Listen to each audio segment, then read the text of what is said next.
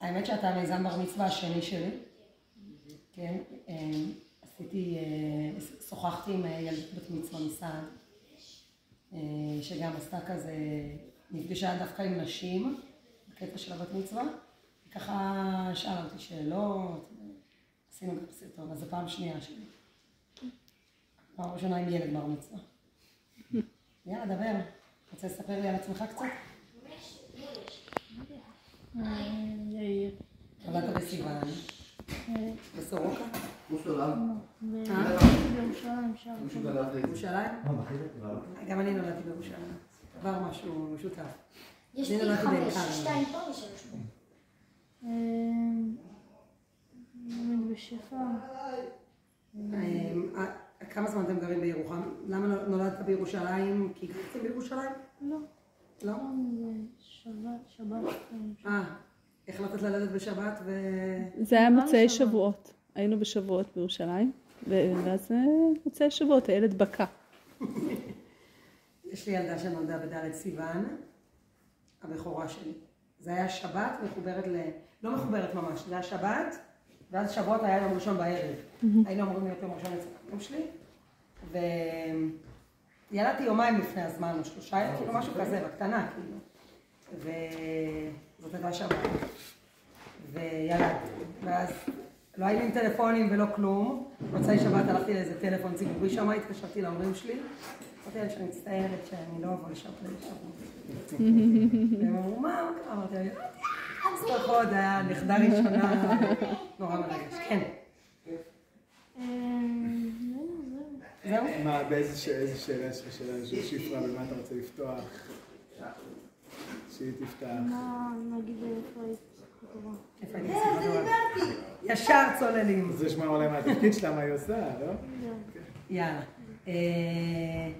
קודם כל, התגייסתי לפני שנולדת, הרבה לפני שנולדת, ב-1997, באלף הקודם. האמת שלא הייתי בטוחה שאני רוצה להתגייס, אבל כשהחלטתי שאני רוצה להתגייס, אמרתי יאללה, אני רוצה את הכי קרבי שיש, ואז הציעו לי להתגייס ללוחמות מג"ב. אז לא ידעתי מה זה, נולדתי וגדלתי בבית אל, אז הכרתי את מג"ב. מההפגנות ומהדברים האלה, לא מה... ואמרו לי, לא, זה משהו מיוחד, זה חדשני, זה לוחמה לנשים וזה, זה משהו שלא היה. לא היה אז. יותר פקום. וזהו, עשיתי את הסדיר שלי, שירתתי בירושלים. היה לי שירות מאוד מאוד מעניין. היינו 3 בנות ראשונות בירושלים, אז היה מאוד ככה מיוחד, כל הזמן בדקו אותנו, מצד אחד כל הזמן בדקו אותנו בזכוכית מגדלת, ומצד שני, כל הזמן גם היינו צריכות מגדלת.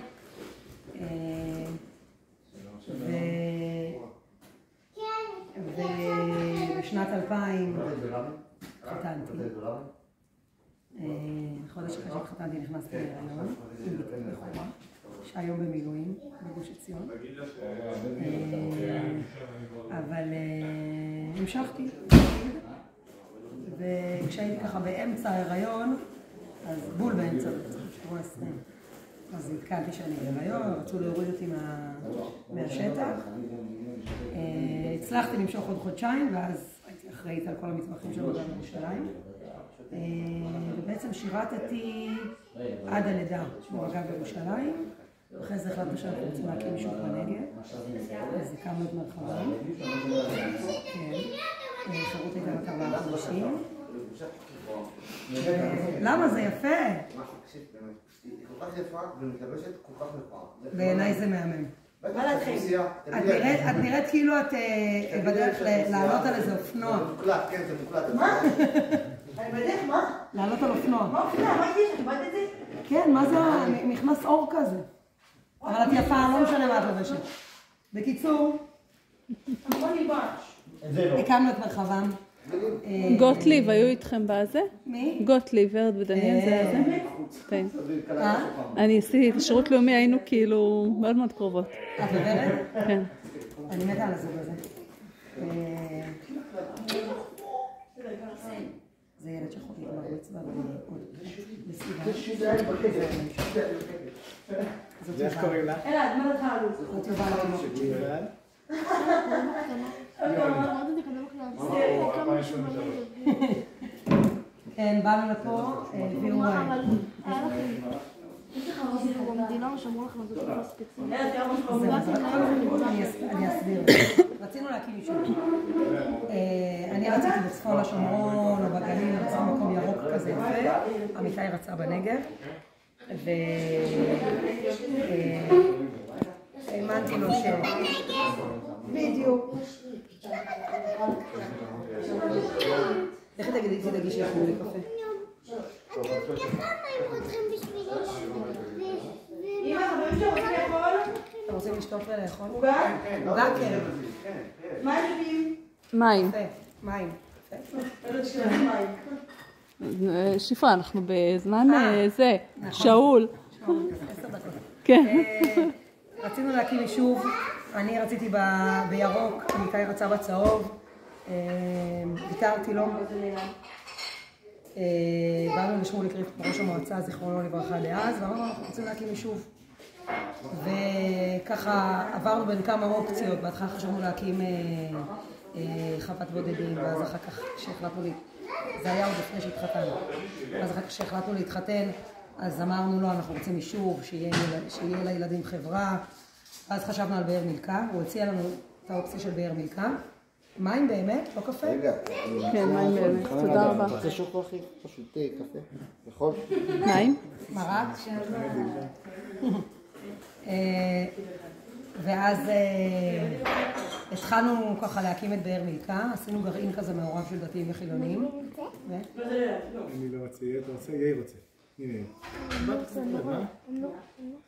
לא אוכלים לא, קירה? הוא מרוכז. אני אשמח. את רוצה? לא, לא. פוצצת. תודה רבה.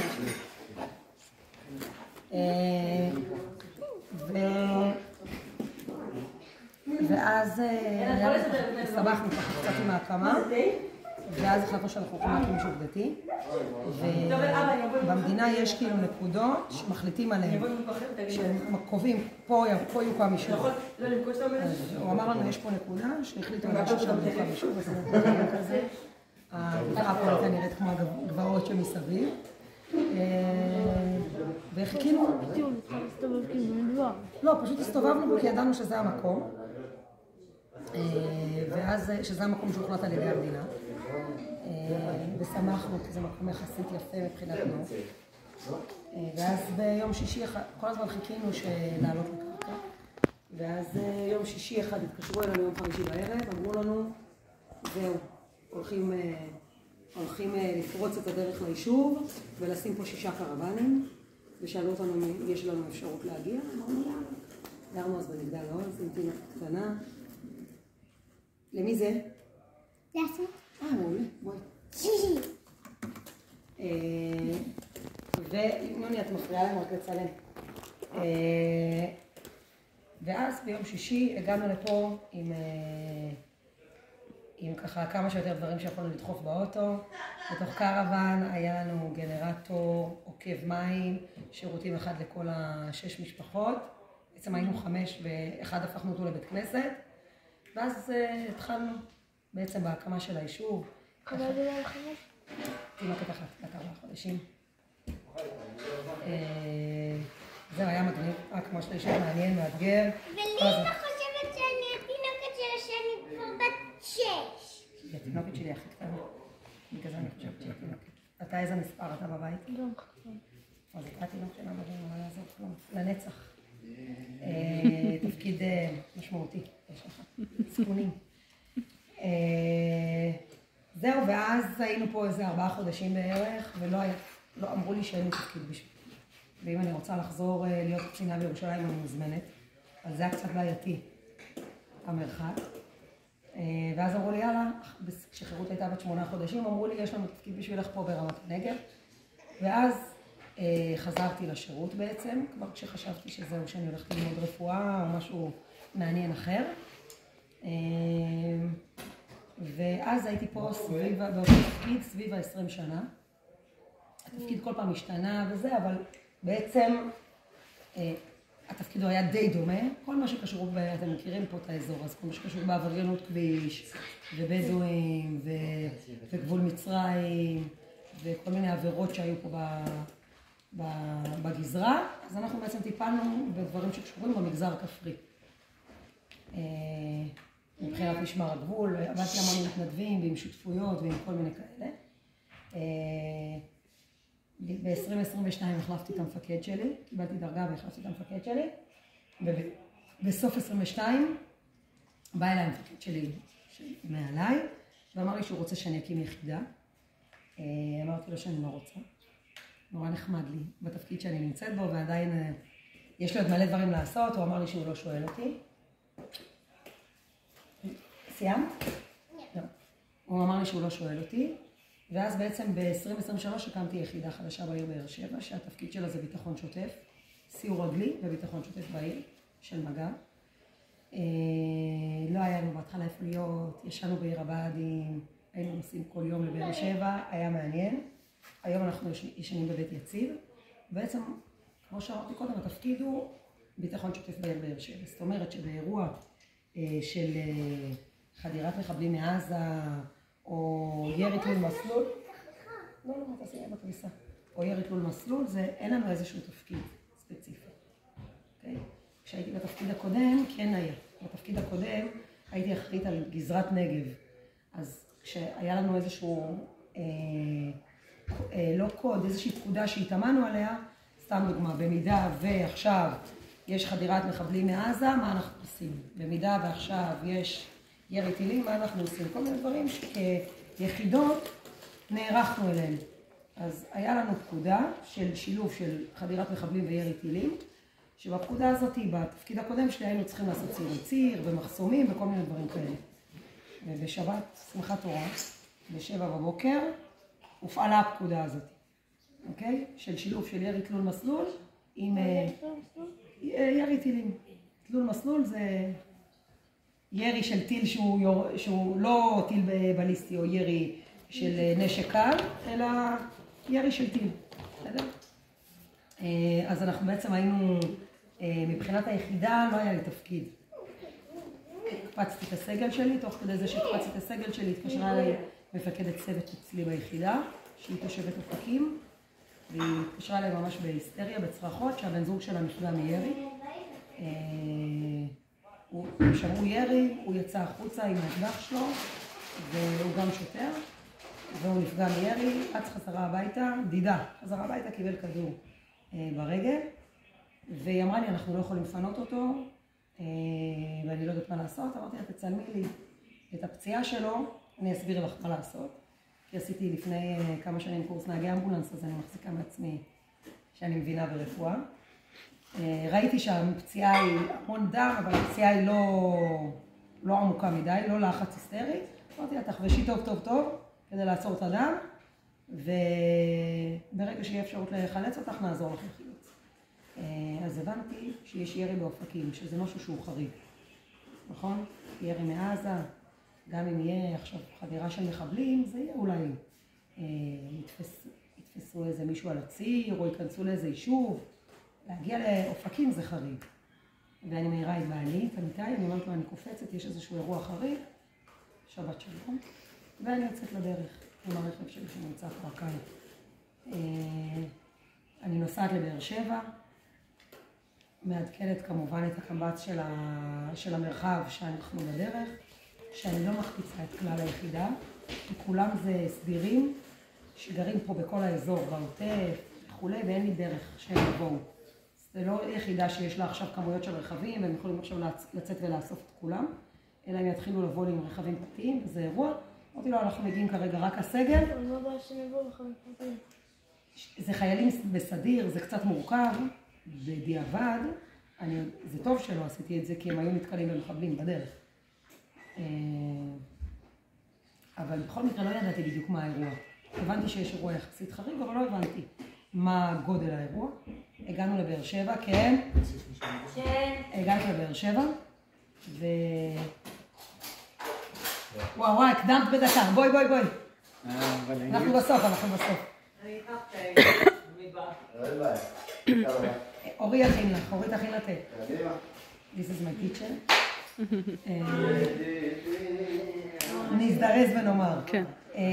התחלנו לרוץ בנזירות נפילה בעיר באר שבע, שזה גם משהו שמסביר שהאירוע הוא יחסית חריג. למה הוא חריג? כי אתה יודע איך עובדת כיפת ברזל. אתה יודע איך עובדת כיפת ברזל? כיפת ברזל היא כלי מאוד מאוד חכם היא עובדת על זווית מסוימת, זווית מסוימת, שבה היא יכולה לאתר טילים שמגיעים, ואז בעזרת חימוש שמכניסים לתוכה, היא מזהה את הטיל, מחשבת את המסלול שלו ומיירדת אותו באוויר. עכשיו, למה התחילו לכל טילים? כי היו המון נפילות, וכיפת ברזל לא הספיקה מבחינת הזווית שלה.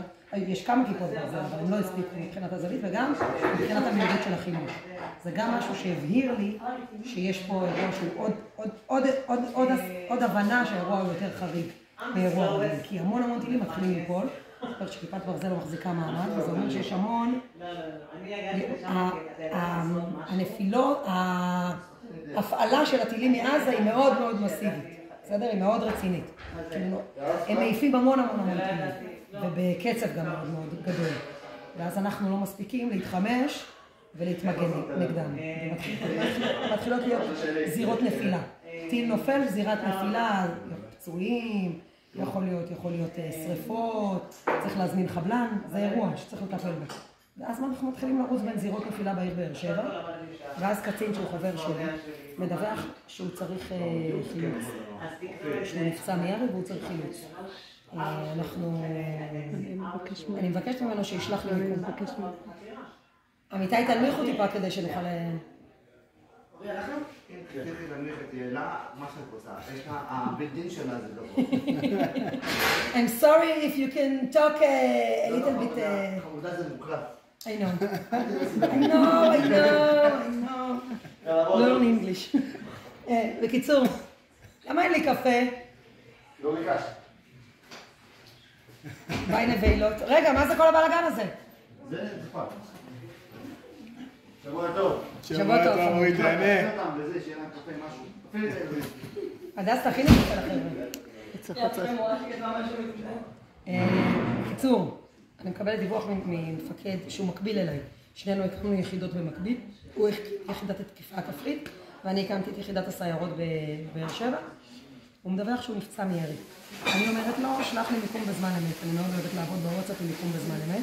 אני עושה את זה גם לילדים שלי כשהם יוצאים לנהיגה. אני אומרת להם, שלחו לי מיקום בזמן אמת, איך אני יודעת איפה הם נמצאים ומרגיע אותי. לא שזה עוזר לי שהם ינהגו יותר בזהירות, אבל לפחות אני יודעת שמקום משהו אני יודעת. ואני אומרת לו, שלח לי מיקום בזמן אמת, ואני בודקת כמה זמן ייקח לי להגיע אליו. הסגן שהיה לוקח לי להגיע אליו הוא 50 דקות. הסגן שלי אומר לי, שיף, בואי נשחף. אני אומרת לו, תקשיב, ייקח לנו 50 דקות להגיע לשחף. הסיכוי שאנחנו נחלץ אותו הוא נמוך מאוד. בטוח יחולצו אותו לפנינו, אבל אתה יודע מה קורה שם משהו. אם הוא נפגע מירי, משהו קורה שם באזור. השארתי צוות אחד בעיר באר שבע שימשיך לתפעל את העניינים, יחד עם התחנה, והתחלנו לנסוע לכיוון שחף, למיקום שהוא שלח.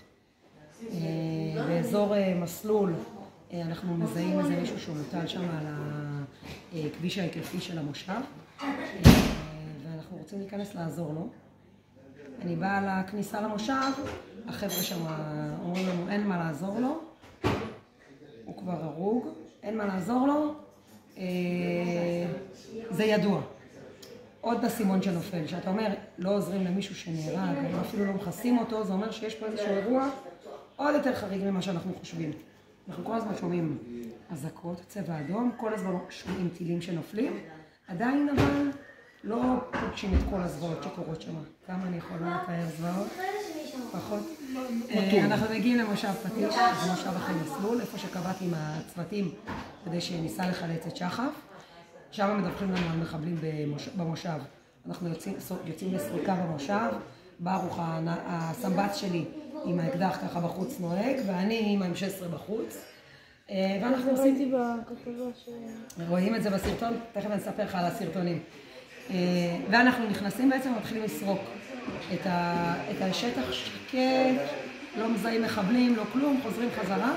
אחד הקצינים שהיה שם, הוא מציע לנו לנסוע דרך השטח, לחלץ את שחף. משהו שבדיעבד הציל אותנו. כל מי שנסע דרך הציר, נורא על ידי המחבלים. אנחנו נוסעים דרך השטח, ואני מכירה את השטח, כי זה שטח שהייתי אחראית עליו, ואנחנו נוסעים דרך השטח, מזהים את שחר, עוברים אליו ומחלצים אותו. אני קובעת עם מד"א במושב פטיש, בכניסה למושב פטיש. אנחנו מגיעים למושב פטיש ואין מד"א. אני מתעצבנת, עולה בקשר, אני אומרת איפה מד"א, אמרו לי רק בצומת גילת רומטין. בדיעבד אני יודעת, אחרי שדיברתי עם חבר'ה ממד"א, שהנהג אמבולנס שהיה בדרך אלינו נורא ונהרג. אז בגלל זה הם החליטו להעביר את זה בעצם לצומת גילת. מגיעים לצומת גילת, אנחנו, כל החבר'ה שהיו איתו, היו איתו עוד מלא חבר'ה שפצועים בדרגות פציעה שונות של ירי. את כולם אני מכירה, אנחנו מחלצים אותם, מעלים אותם לזה וחוזרים חזרה לכיוון תחנת הדלק.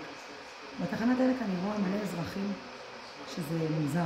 עכשיו שבת בבוקר, מלא אזרחים, אני רואה חיילים, אני רואה חיילים על חצי מדים, מראה לא רגיל, ניגש אליי איזה בחור, ככה עם שיער ארוך ובגדי מסיבה כזה, אומר לי המפקדת, החברה שלי נמצאת פה, מראה לי מיקום בטלפון, אנחנו מלא חבר'ה אלפים שברחנו מתוך מסיבה, אני רוצה ללכת לחלץ אותה. אמרתי לו סבבה, תראה לי איפה היא, ואני רואה איפה היא נמצאת בערך. זאת אומרת, זה בין, אתה מכיר קצת את המפה? לא משנה, בין צומת אורים לרעים, זה כביש כזה פנימי, לא ארוך מדי. אני מבינה את המיקום שהוא הראה לי, ואנחנו מתחילים לנסוע פנימה. כשאנחנו מתחילים לנסוע פנימה, אנחנו כבר מתחילים לזהות ירי של נשק קל, שיורה לכיוון שלנו, ואנחנו רואים חבר'ה מאצלנו וגם חיילים שככה, מה שנקרא, נעמדים מאחורי מחסות ותופסים מחסות ומנסים לאתר את מקור הירי, ואנחנו מתחילים לנסוע. בסדר, אני עם הנשק בחוץ, ברוך עם הנשק בחוץ, אנחנו מתחילים לנסוע. ואז אנחנו רואים אזרחים רצים בתוך השדות. אני לא יודעת אם ראית סרטונים, אבל רואים סרטונים של חבר'ה רצים בתוך השדות של שלי. ואהבה, חמודה שלי. תודה מתוק. תרסי בקול. רק מודה שזה מוקלט. ברור, חזק מדי, אבל לא נורא.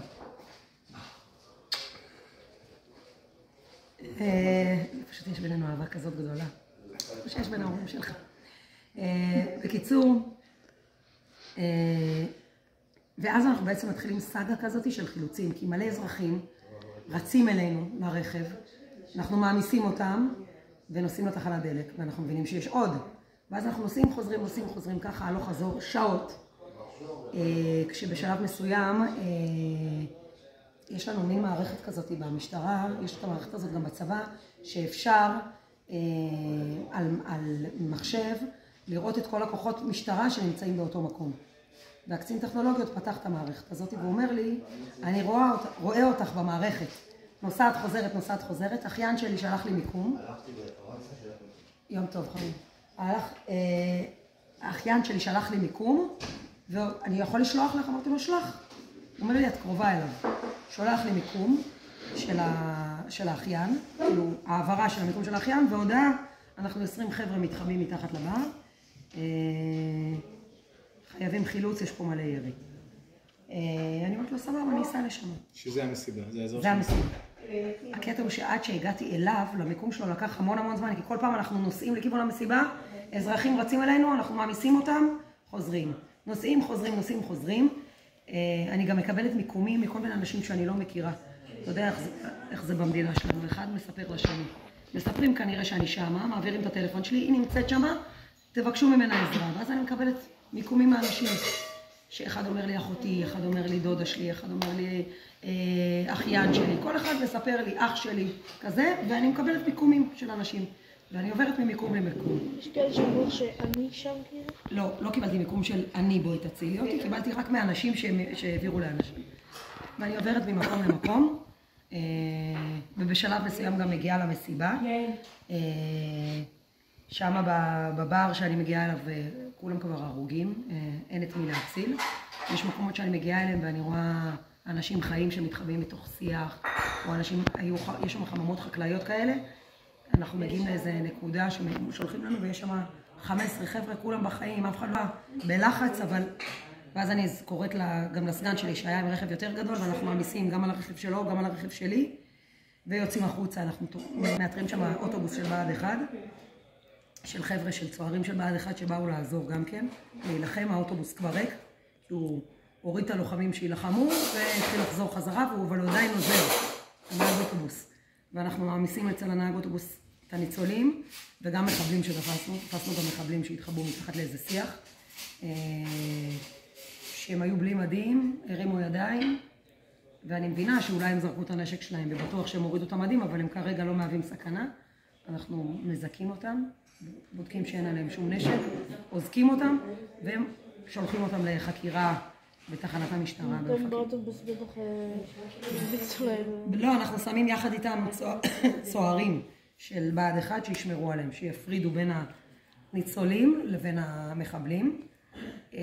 כן, יש מקומות שאתה צודק שבאמת מחבלים נתפסו, וככה חיילים שמרו שלא ירביצו להם, וגם אותם אנחנו מעמיסים ולוקחים לתחנת המשטרה יחד עם עוד כוחות משטרה נוספים. ובעצם זה מה שאנחנו עושים, נוסעים ונוסעים ונוסעים, וכל הזמן מנסים לאתר חבר'ה שהם בחיים או שהם פצועים ואפשר להציל אותם. לצערי אני גם פוגשת חבר'ה שאני מכירה, שהם שוטרים שהם חברים שלי, שאת חלקם לא הצלחנו להציל, שחלקם נפגעו בצורה קשה מדי וכבר אי אפשר היה לעזור להם. בשלב מסוים אנחנו מתחילים גם להעמיס גופות של שוטרים, כשכבר מגיעים חיילי צה"ל וחיילות צה"ל שמתחילות כבר להעמיס גם את הגופות של מי שנפגע שם במסיבה. וזהו בגדול. ופחד? פחד? אמונה מאוד מאוד גדולה. אמונה מאוד מאוד גדולה שהכל יהיה בסדר. היה לכם תקלות כאילו נגד מחבלים ממש? ברכב שלי, עשייתא דשמיא, הנס שלי הפרטי היה שנסעתי עם האוטו שלי הקטן, הלוך וחזור, שעות, ולא קיבלתי כדור אחד לרכב. שזה נס בפני עצמו. וכמה הכי הרבה שהולכם בתוך האוטו הכי הרבה? ברכב שלי סביב 7, 8, 9 הגעה. מסנו אותם אחד על השני ממש שהם נדחפו. יש כאלה שניסו לעשות הכל כדי להיכנס, תחצו לבגז, עמדו על האוטו. הבגז שלי היה מפוצץ, אז לא נכנסו למגז שלי, אבל בתוך הרכב, בשלושה מקומות עמדו על הגג, משהו נסע. לא על הגג, אבל העמסנו אותם ככה בתוך הרכב, נסענו וחזרנו. חשוב להגיד נקודת אור, שברוך בת שלי הפנה את תשומת ליבי, הגיע למקום, ויש המון חבר'ה שרוצים לעלות לרכב, אין מקום לכולם, כמו שאתה מבין. ואז אנשים מוותרים אחד לשני. לא שמתי לב לזה בעצמי, ברוך אומר לי, את שמה לב? ואני רואה שמוותרים, לא תעלה, אתה אנשים שלא מכירים אחד את השני, אבל יש בעם הזה איזו ערבות הדדית כזאת מדהימה, שלדעתי לא קורית בשום מקום אחר, וזה משהו שאנחנו יכולים להיות גאים בו, וזה עם ישראל. באו אנשים מתל אביב, באו אנשים מדרום הר חברון, באו אנשים מהצפון, רק להציל את האחים שלהם, שזה משהו שהוא מטורף. אז אין פחד או שיש פחד אבל האמונה עוזרת להתגבר? פשוט הייתה האמונה שלי, היא באמת מילאה אותי בחוסר פחד. וכאילו שכחת מהמשפחות שכל הזמן זה היה... חשבתי עליהם, פחדתי שהם דואגים לי, וחשבתי עליהם. אבל דווקא זה כן נתן לי כוח להמשיך, זאת אומרת, כאילו זה כן... לא חשבתי שיקרה לי משהו ואז כאילו הילדים שלי יישארו בלי אמא, חס וחלילה או משהו כזה. אמרתי לעצמי, יש לי מטרה, זה חשוב. אני לא אגיד לך שלא בדיעבד. אחר כך אמרתי לעצמי, סיכנתי את עצמי, ברור. ואולי הייתי צריכה להיות במקום אחר יותר חשוב. זה גם משהו ששאלתי את עצמי, כי בסוף המשימה קראה לי. לא אני החלטתי בבוקר, יאללה, אני הולכת להציל אנשים. אני אמרתי, אני הולכת להרוג מחבלים. זה מה שאמרתי לעצמי. אבל לא יצא לי להרוג מחבלים. יצא לי להציל אנשים, וחזרתי עם תחמושת כשחברים שלי נגמרה להם התחמושת. אז אני כן שואלת שאלות את עצמי, האם הייתי במקום הנכון, האם אולי הייתי צריכה להיות במקום אחר, מה הייתי עושה, מה אני אעשה אם חלילה יקרה עוד פעם אירוע כזה.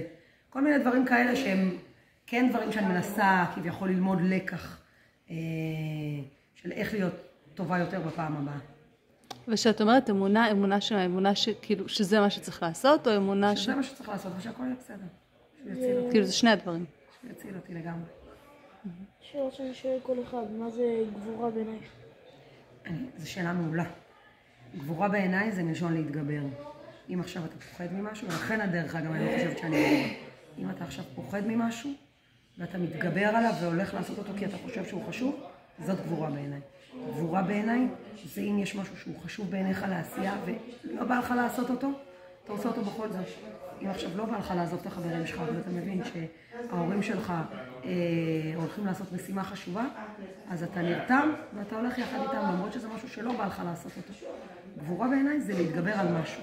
זה יכול להיות פחד, זה יכול להיות קושי מכל סוג שהוא. זה יכול להיות אפילו סתם משהו שאתה אומר לעצמך, אני לא בא לי לעשות, לא בא לי לקום בבוקר להניח תפילין למשל, או לא בא לי לפנות את השולחן, או לא בא לי לשטוף כלים, או לא בא לי לעזור פה, או לא בא לי ללמוד, או בא לי עכשיו ללכת להרקדה, ואני מתגבר, ואני הולך לעשות משהו שהוא, החלטתי שהוא עכשיו יותר חשוב לי. זאת גבורה בעיניי. אם אבא נאבד. אבא נאבד? הוא הלך לקרנצה.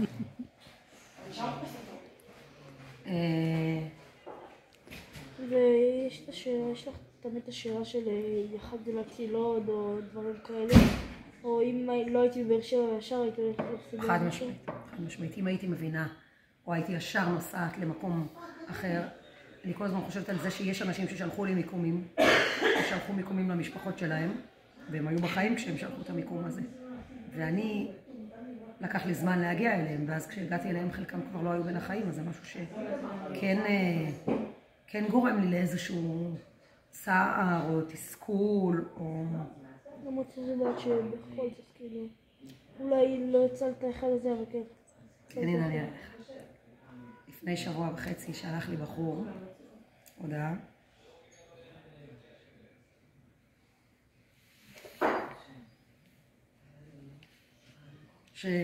הודעה ששווה 1,000 מילים.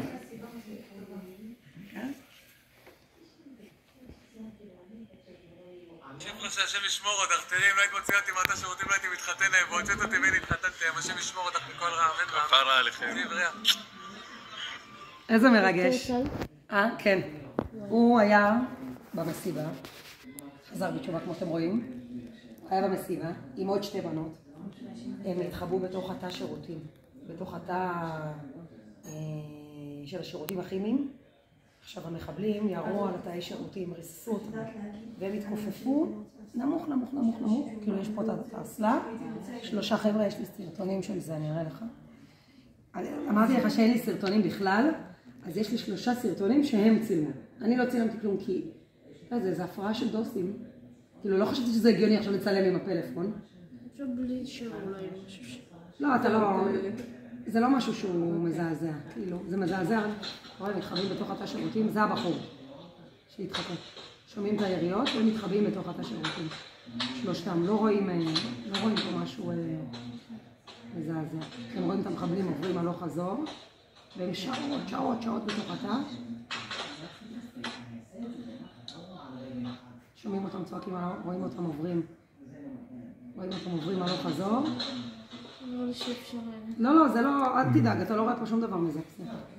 ואז כאילו, את הסרטון הזה אני לא אראה לך, זה סרטון שאנחנו פשוט הולכים ביחד לכיוון הרכב, ואנחנו נושמים ביחד, וזה הסרטון שהם איתנו ברכב.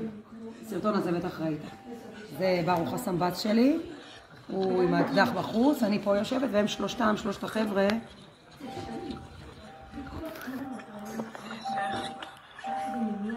הם היו רק 3 באוטו. שומע אותם כזה שקשה להם לנשום. זה 3 הסרטונים היחידים שיש לי מהאירוע הזה. סליחה? מה זה שם? בבארי? כן, אנחנו כל הזמן שומעים ירי, מדווחים שם על התבצרות, אבל הבנתי שיש שם כוח ימ"מ. בתוך היישוב. בתוך בארי, נכון? בארי.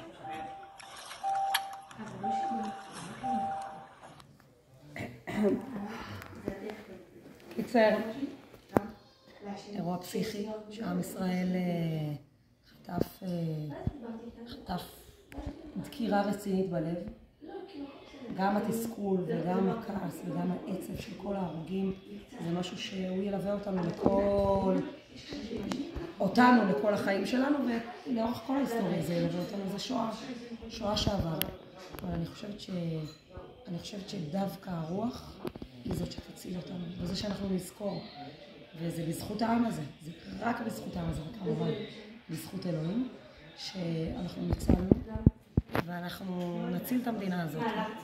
אנחנו ננצח את המלחמה הזאת, ואנחנו חייבים לזכור א', אין לנו ארץ אחרת, שזה קריטי, לזכור, דבר ראשון, ודבר שני, שאנחנו יכולים להיות גאים בעם הזה. זה עם שהוא עם באמת מיוחד. זה עם שיש בו רוח ועוצמה וכוח וגבורה וערבות הדדית ורעות. שמעת על הסיפור של קלמנזון, של האחים קלמנזון? כן, אנחנו כל חודש ארגון. כן? זה עוד משהו. אז מנחם... ברי. כן, שהצילו. אז מנחם ואלחנן אחיו, מכיר את הסיפור? מנחם ואלחנן אחיו האחיין נסעו לבארי. איך הם ידעו שקורה משהו בבארי? כי האח הגדול אלחנן היה בשב"כ.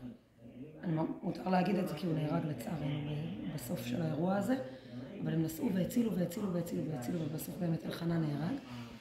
ודיברתי עם מנחם, הייתה לנו ככה שיחה על הרעות. ואמרתי לו שכשאנחנו במשבר, אז אנחנו פתאום מתאגדים לאגרוף. ואז אנחנו שוכחים מה אתה מצביע, ואם אני מסכימה עם הדעות שלך הדתיות, ואם אנחנו שוכחים את הדברים שמפרידים בינינו, וזוכרים את מה שמאחד בינינו. והלוואי, אמרתי למנחם, הלוואי והרעות הזאת תמשיך אחר כך. מנחם אמר לי, הרעות הזאת הייתה לנו תמיד, וזה משהו שאני ממש למדתי ממנו. הוא אמר שתמיד הייתה לנו את הרעות הזאת, הוא מחנך של כיתה ז' לדעתי, או ח'. אז הוא אמר, פשוט לא הייתה לנו את הרעות באלף מספיק טובה כדי לראות את הרעות הזאת, וזה הוא צודק. תמיד הייתה לנו הרעות הזאת, תמיד יהיו את המשסים ואת המפלגים. יש מהם, בכל מקום יש אותם. אתה יודע, את האלה שאומרים, זה אפילו לא משהו שהוא חייב להיות, אתה יודע, של מלחמה. סתם עכשיו אנחנו יושבים באיזה משהו, ומישהו נגיד השקיע והכין ארוחה טובה. אז מישהו יגיד, לא, זה חריף מדי, או למה אין שתייה מתוקה, סתם אני אומרת. תמיד את האנשים האלה שהם כאלה, שהם לא רואים את הטוב, והם תמיד מתלוננים, נכון? הרעיון הוא לראות את הטוב, ולראות את העוצמה, ואת הטוב, ואת הגודל, ואת מה שנקרא, יש בסוף בכוס, זה קלישאה, אבל יש בסוף בכוס גם שקיעה וגם אוויר. ולפעמים אנחנו רואים רק את החצי כוס הריקה, אבל זה חשוב מאוד לראות את החצי כוס המלאה. וזה משהו שאם קצת נעשה יותר טוב בסביבה שלנו, אז קצת משפיע על הטוב. ואם עכשיו יש לך איזה חבר שקשה לו, או איזה אח שכואב לו, או אמא שלך שממהרת לא, אני אומרת בשבילך. אני אומרת, מהרת לאן שהוא, ואתה צריך לעזור לה במשהו. וכל דבר כזה, ואתה עושה עוד משהו טוב, ומוסיף עוד משהו טוב, ורואה את הדברים בראייה חיובית, אז זה משהו שהוא עוזר באופן כללי. לפעמים מילה טובה יכולה להציל באמת, לעשות עולם ומלואו.